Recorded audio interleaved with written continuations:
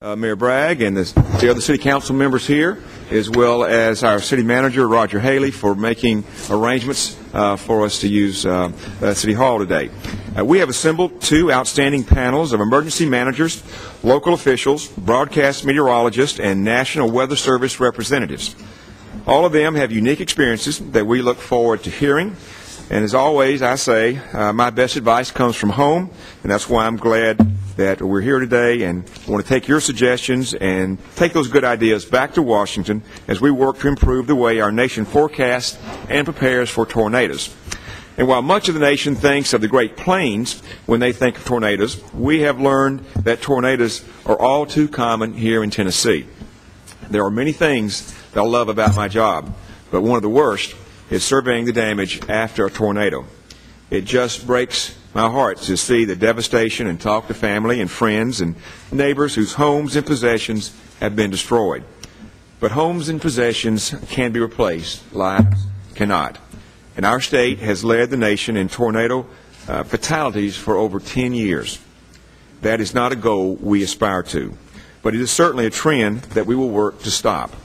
Here in Middle Tennessee, we have learned that Mother Nature can be an awesome force, but we have the weapons of technology, and that's what brings us here today. The Science and Technology Committee, which I chair and on which my good friend, Congressman Lincoln Davis, serves, has jurisdiction over all of non-military federal research and development. This includes the Department of Energy, NASA, the EPA, and many other departments and agencies, including two that we will discuss today: the National Science Foundation and the National Oceanic Atmospheric Administration, or NOAA, which oversees the National Weather Service. These agencies are leading the way in R&D that will give us more understanding of how tornadoes form, improve radar capabilities, and ultimately to help us with better warnings.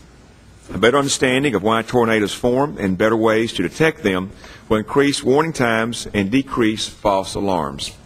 Our panelists today will talk about those topics and the challenges local communities and meteorologists face as they work to keep residents safe. Now, I'd like to take time to thank them for being here. During storms that have hit my district over the last few years, our meteorologists did a good job, an outstanding job, of warning residents to seek shelter when tornadoes were detected. And in the wake of those tornadoes, our first responders and emergency managers did an excellent job to keep the immediate needs of the residents in mind. Everyone involved and every resident of the surrounding communities did all they could do, and I commend everyone for the good job in these difficult times.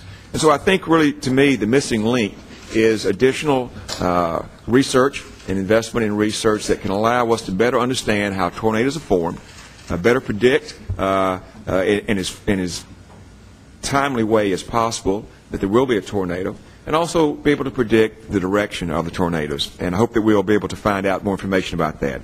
So now I want to yield to my good friend and neighbor in the 4th Congressional District, Lincoln Davis. Bart, thank you very much. I appreciate my good friend and colleague, Chairman Bart Gordon, for convening what I believe is a very important forum and roundtable discussion here this morning. The Committee on Science and Technology under the leadership of Bart Gordon is actively engaged in promoting non-military federal research and development efforts on tornado and severe weather detection and monitoring systems. I want to thank you all for being here this morning. I believe we've put together a top-notch group of experts in the field of meteorology, emergency response, and local officials who have been on the front line and leading recovery efforts. I believe this roundtable discussion, where we are hearing from those who are on the ground, will be a great asset in improving our current system that will ultimately save lives. I would like to thank each of our panelists for taking time out of their schedules to share their knowledge and expertise here this morning.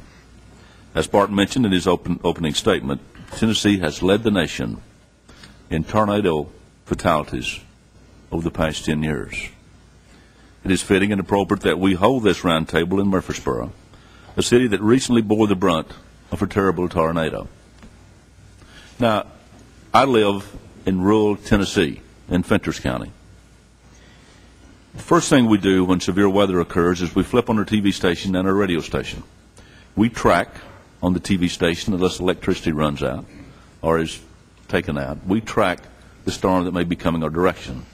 So we have in place today many private agencies, our local TV stations, the ABC, CBS, NBC, and Fox affiliates in Nashville, as well as those in Knoxville. I also have a home in Pall Mall, Tennessee, and we get the Knoxville TV stations there.